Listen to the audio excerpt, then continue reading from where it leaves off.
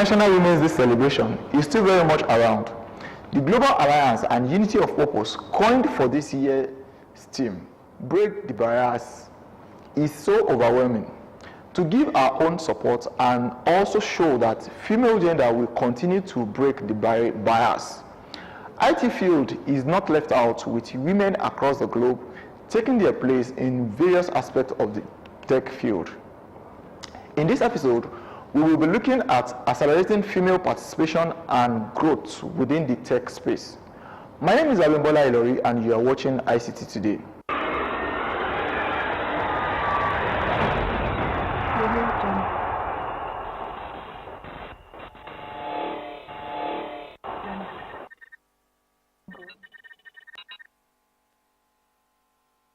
Imagine a gender-equal world, a world free of bias, stereotypes, and discrimination, a world that is diverse, equitable, and inclusive, a world where difference is valued and celebrated. Together, we can forge women's equality. Collectively, we can all break the bias. I have two young, vibrant female tech experts with me in the studio, Ms. OLUWADARA ADEPOJU and Ms. DEBORAH, who are product specialists and data scientists. In the spirit of breaking the bias, we are going to be discussing female participation and growth within the tech space. But before we begin, a quick reminder that you can follow us on all our social media platforms, like, share, and subscribe to our channels. So let's get started. Ladies, let's discuss women in the most high-profile female leaders in tech. How do they become a great leader? For example, Susan Wojcik, who has been the CEO of YouTube since 2014 and was Google's 16th employee and suggested the search giant by the widely successful video site. So, do you think engaging women to acquire relevant technological skill can bring the future together to their doorsteps?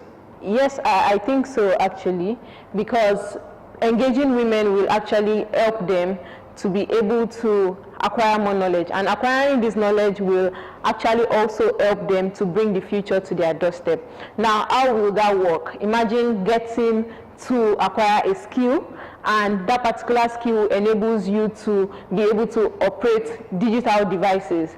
That way, you are channeling yourself to do things that in the future.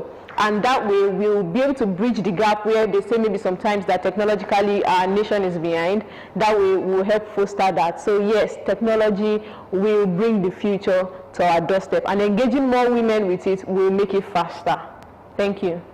Okay, with the response to the last question, do you think it can be done by taking classes, certifications and university classes, attending industry conferences and other events, or what other method would you suggest? Okay, yes. Methods such as certification, university classes, conferences are the best way to get certified. I, for an example, I've actually gained my skill by actually self-learning, reading from books. So I would encourage others to actually take in classes, because that is one of the ways to equip yourself outside the classroom and outside other fields. Various people enter into tech without having a background knowledge in it. That's through certification, taking online courses, industry conferences and other events. So those are the ways in which people actually get skill up in tech skills. Companies and leaders should be able to build more diverse network by including women in more decision making, especially in the tech field. Women should be allowed to participate more in more organization, in more of the cooperative world and also in the tech world. So yes, we have policies and laws should be made to encourage women and also include women in the tech space. It's actually quite sad that a lot of women, at least a low amount of women, are actually enrolling in STEM courses. That's science, technology, engineering, and mathematics courses. So we are encouraging more women to participate in all these fields, because these fields are male dominated. So we encourage women to actually partake in all these fields. Shouldn't only be consisting of only men. Women should take on engineering roles, take on science roles. We need more women in this field to actually eliminate the bias and let there be a balance in the employment gaps.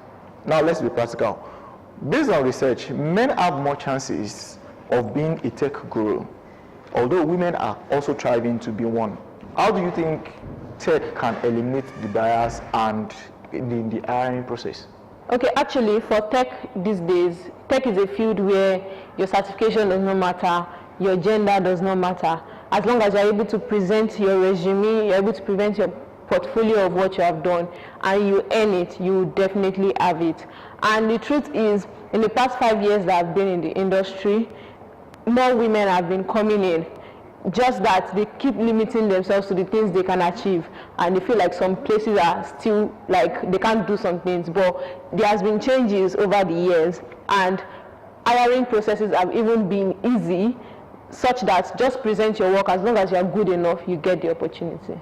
The social media is a place that it's free to use for anyone, and it enhances communications and training. There are a lot of trainings that have held online trainings, and people have learned from those trainings, and people have even pivoted into the tech world through those trainings. And this has been possible with people that are influencing, and this will even make me talk about mentorship.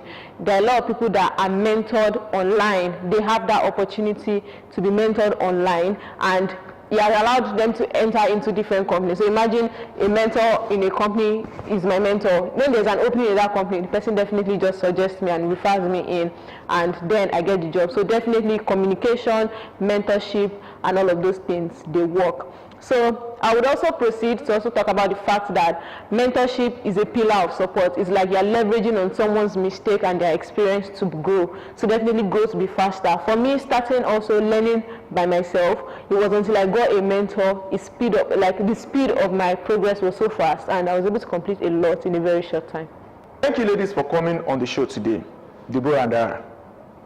I believe together we'll continue breaking the barriers. It's our pleasure being on the show. Thank you.